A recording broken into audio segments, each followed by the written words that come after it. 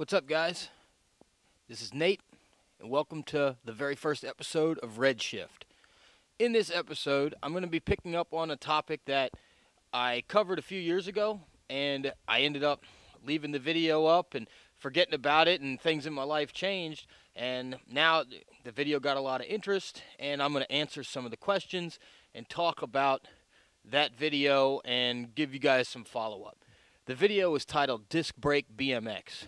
And at the time, I got this idea in my head that I was going to switch my BMX bike over to a disc brake setup in the rear. And Profile Racing makes a special hub for BMX bikes with a disc brake mount on the back. And I was going to weld up some chromoly, or have welded up, some brake tabs in the back and stuff for the mount. So everything, so the brake caliper, an Avid BB7 mechanical brake caliper could be mounted up, and I got a lot of interest. That video got a lot of interest, a lot of questions, a lot of concerns, and I'm going to tackle some of that right now. All right, the first thing is, with a project like that, you need to do a lot of research first, and that was my big mistake. And doing a lot of research on that, you find out that there's a lot of problems with running a disc brake setup on a BMX bike. The very first problem is BMX bikes aren't set up to run a setup like that. The tooling is totally different. The mountain bike world and the BMX world, there's a lot of different measurements, and there's not a lot of compatible parts. That measurement I'm referring to is the spacing of the rear triangle in the rear here for your rear hub. See here on a BMX bike, this distance here is 112 millimeters.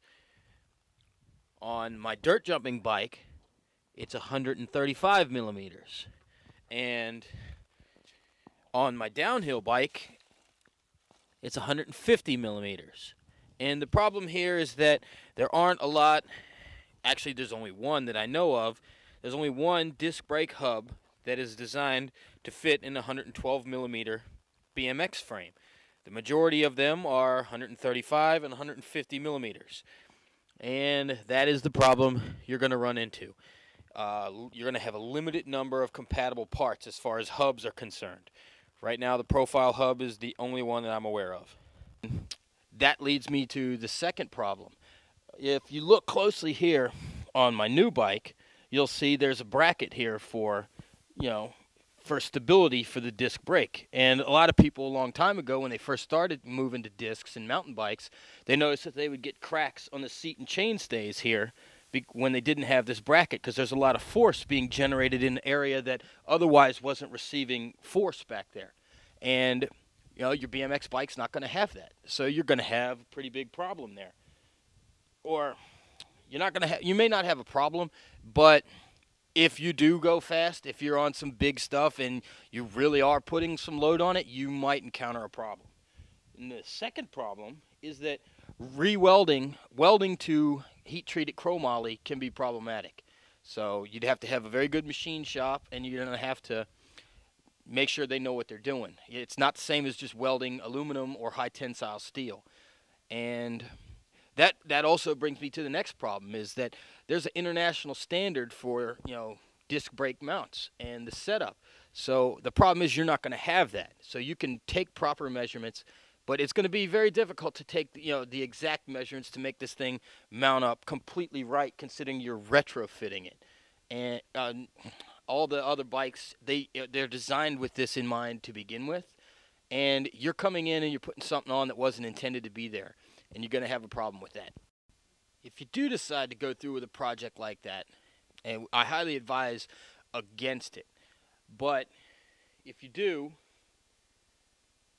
there's a few possible solutions. You could fish around on the internet more, and there are some people that could whip up a custom frame for you to fit that hub and stuff. I leave that up to you if you want to look that up. You're going to have to do a lot of research, and you got to decide if you really want this. It's going to be expensive to have a custom frame, so that's an issue. But you need to know if you're going to need this. But if you do not decide to go that route, there is another alternative. And if you look at dirt track, flat track racing motorcycles and some vintage motorcycles, you'll see in the rear here, when they have disc brakes, they'll have a bracket that holds the caliper that bolts to the chainstays and stuff, and you don't have to do any welding. And if you could rig up a setup such as that, you may have some issues with stiffness, because obviously it's not going to be fixed, and you're going to have bolts and things that could loosen up, and you're going to have play in there, more play than a solidly mounted disc brake setup. Now, when I say do your research, that's very important here, because that's what I ended up doing. I ended up dropping that project because when I did some research, I found a whole new world of bike riding that I did not realize and I didn't understand. And I realized that there are people that make all sorts of components like this, designed for freestyle, designed for huge jumps, all sorts of stuff, and it's already made to run with disc brakes, mountain bike hubs, suspension, larger wheels, larger frames, all sorts of different things, and stuff that I wasn't previously open to doing before. I thought mountain bikes were goony or whatever, but when I started researching this stuff, I came across this, and it opened my eyes amazingly. And that's what I've done here. I sold the profile hub and all that stuff, and I got a dirt jumping bike. I didn't get a 26-inch bike. I got a 24-inch bike because I thought that was a good medium between a BMX and a mountain bike. So what I've got here is a black market contraband frame, and it's an American-based company. They're based in California. S&M Bikes actually used to assemble a lot of their frames, and they might still assemble a couple of their premier frames, the Made in America frames. I think they offer 2 custom-made American frames right now. They offer the contraband now, totally made in America, with to your specs, totally a custom job, top tube lengths, chainstay lengths, everything. So I advise you to check them out. But this is what I'm running here. This thing is loaded down with all top shelf components. It is a larger bike, and I'm a larger framed guy. I'm like 5'10", so I'm not the tallest guy, but a larger frame fits me better. And the larger wheels I like better. I mean, these larger wheels, even without this front suspension, just mow over obstacles. You can keep a lot of speed over rough and uneven terrain. I mean, it's amazing. And this isn't even a full-blown mountain bike. This is what they call a dirt jumping style bike. And it's just amazing, the difference in speed over rougher terrain. And it just opens up a whole new world of stuff that you can ride that you couldn't ride before.